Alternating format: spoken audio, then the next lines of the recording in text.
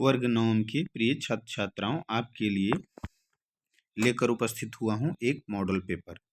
आप सभी ध्यान से देखिए, सुनिए और पढ़िए। सामान्य निर्देश क्या रहेगा आपकी परीक्षा के लिए? परीक्षार्थी OMR उत्तर पत्रक के पृष्ठभाग पर लिखित सभी निर्देशों को ध्यानपूर्वक पढ़ें तथा उसके अनुसार कार्य करें। परीक्षार्थी निर्देशानुसार सावधानी पूर्वक सभी विवरण OMR उत्तर पत्रक पर भरें। परीक्षार्थी अपना पूरा हस्ताक्षर OMR उत्तर पत्रक में दी गई जगह पर करें। परीक्षार्थी OMR उत्तर पत्रक है नीले या काले बाल पॉइंट कलम का ही प्रयोग करें। कोशिश करें काला ही लेकर जाएं। OMR उत्तर पत्रक हेतु पेंसिल का प्रयोग कदापि न करें। इस प्रश्न पुस्तिका में कुल 40 बहुविकल्पीय सवाल हैं जो 3 खंडों में विभक्त हैं। सभी प्रश्न अनिवार्य हैं। प्रत्येक प्रश्न 1 अंक के हैं। गलत उत्तर के लिए कोई अंक काटे नहीं जाएंगे। परीक्षा भवन छोड़ने से पहले OMR सीट वीक्षक को सौंप कर ही लौटें। चलिए अब हम लोग शुरू करते हैं प्रश्न। पहले पठित गद्यांश। महात्मा गांधी का जन्म 2 अक्टूबर 1869 ईस्वी को गुजरात के पोरबंदर में हुआ। उनका पूरा नाम मोहनदास करमचंद गांधी था। गांधी जी सत्य और अहिंसा के पुजारी थे। उन्होंने स्वतंत्रता संग्राम में महत्वपूर्ण भूमिका निभाई और भारत को स्वतंत्रता दिलाने में अपना जीवन समर्पित कर दिया। उनका प्रमुख सिद्धांत सत्याग्रह था, जिसमें उन्होंने अन्याय के खिलाफ अहिंसात्मक संघर्ष की बात की। गांधी जी का जीवन सादगी और आत्मनिर्भरता का प्रतीक था। वे अपने पहनावे, आचरण और विचारों से सादगी और सेवा का संदेश देते थे। 30 जनवरी 1948 ईस्वी को नई दिल्ली में नाथूराम गोडसे द्वारा उनकी हत्या कर दी गई। उनकी शिक्षाएं आज भी विश्व भर में प्रेरणा का स्रोत हैं। आइए अब हम इस अपठित गद्यांश से प्रश्न करते हैं। महात्मा गांधी का जन्म कब और कहाँ हुआ था? महात्मा गांधी का जन्म 2 अक्टूबर 1869 ईस्वी पोरबंदर में हुआ था। ऑप्शन बी सही है। दूसरा सवाल, गांधी जी का मुख्य सिद्धांत क्या था? सामाजिक समानता, अहिंसात्मक संघर्ष, सत्याग्रह, आर्थिक विकास, सैन्य बल का उपयोग। ऑप्शन बी सही है, अहिंसात्मक संघर्ष, सत्याग्रह। प्रश्न संख्या 3, महात्मा गांधी के जीवन का प्रमुख गुण क्या था? ऑप्शन बी सही है, सादगी और आत्मनिर्भरता। महात्मा गांधी को सत्य और अहिंसा का पुजारी क्यों कहा जाता है? क्योंकि उन्होंने हिंसा का विरोध और सत्य का प्रचार किया। ऑप्शन बी सही है। अब हम अपठित पद्यांश पढ़ेंगे, फिर इससे सवालों के जवाब देंगे। जहाँ झरनों का संगीत है, वन का हरियाला रंग, यहाँ धरती का हर कोना भरता है मन में उमंग। पर्वत, जंगल, नदियाँ, फूल, सब में छिपी कहानी, आदिवासियों की धरोहर संस्कृति है अनमोल निशानी। माटी में जो गंध है वो मेहनत की पहचान, झारखंड की भूमि से जुड़ा हर इंसान। यहाँ त्योहारों की छटा दिलों को खींच लाए, सरहुल, करम और सोहराय जो खुशियां बरसाए। झारखंड की संस्कृति का प्रमुख आधार क्या है? बताइए। ऑप्शन ए पर्वत और नदियाँ, ऑप्शन बी आदिवासियों की धरोहर, ऑप्शन सी आधुनिक शहर, ऑप्शन डी औद्योगिक विकास। सी और डी तो नहीं होगा, ए और बी में से क्या होगा? ये फिर से हम लोग देखते हैं। आदिवासियों की धरोहर संस्कृति है अनमोल निशानी। ठीक, तो इसमें ऑप्शन बी सही होगा। प्रश्न संख्या 6, झारखंड की भूमि की गंध किससे जुड़ी हुई है? मेहनत से, फूलों से, बारिश से, त्योहारों से। देखिए, झारखंड की भूमि से जुड़ा हर इंसान, माटी में जो गंध है वह मेहनत की पहचान। तो यहाँ ऑप्शन ए सही होगा, मेहनत। झारखंड की प्रकृति में किसकी कहानी छिपी है?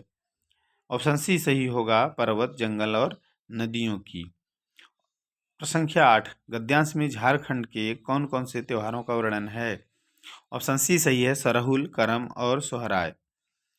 प्रश्न संख्या 9, निम्नलिखित में से कौन सा शब्द पुल्लिंग है? देवी, बालिका, छात्रा, राजा। इसमें से ऑप्शन डी सही है, राजा पुल्लिंग है, शेष 3 स्त्रीलिंग। सूर्यास्त में अस्त के पहले जोड़ा गया सूर्य क्या है? मूल शब्द।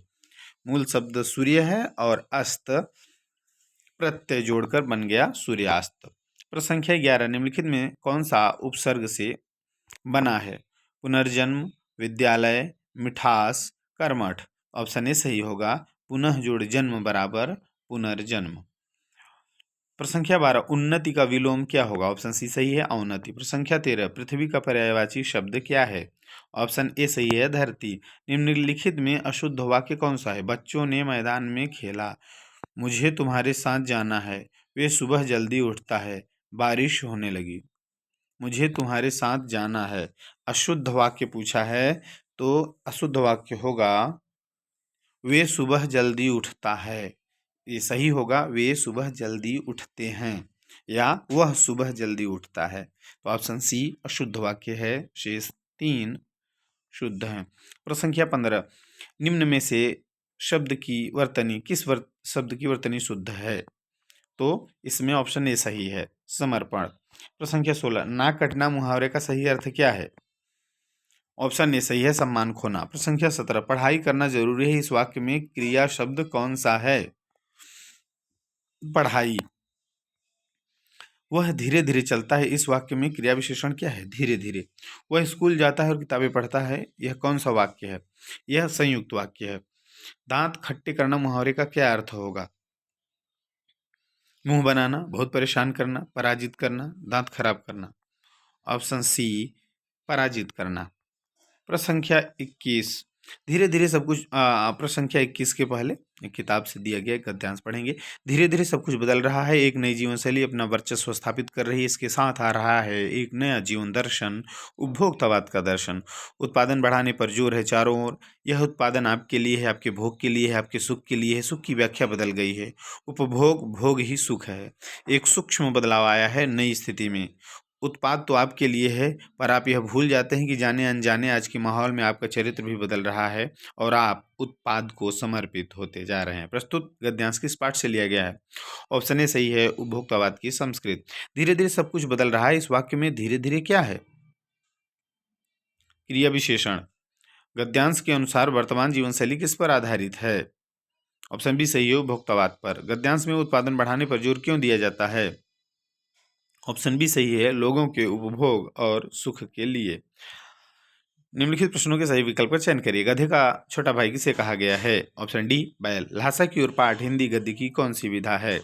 ऑप्शन सी यात्रा वृत्तांत।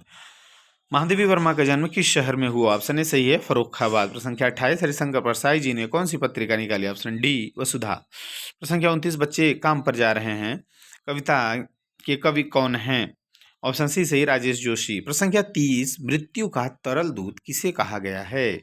ऑप्शन ए सही है, बाढ़ के पानी को। प्रश्न संख्या 31, रीढ़ की हड्डी एकांकी का प्रमुख पात्र कौन है? ऑप्शन ए सही है, उमा। प्रश्न संख्या 32, मेरे संग की औरतें पाठ की लेखिका कौन है? ऑप्शन डी सही है, मृदुला गर्ग। निम्नलिखित पद्यांश को ध्यानपूर्वक पढ़कर दिए गए प्रश्नों के सही विकल्पों का चयन करें।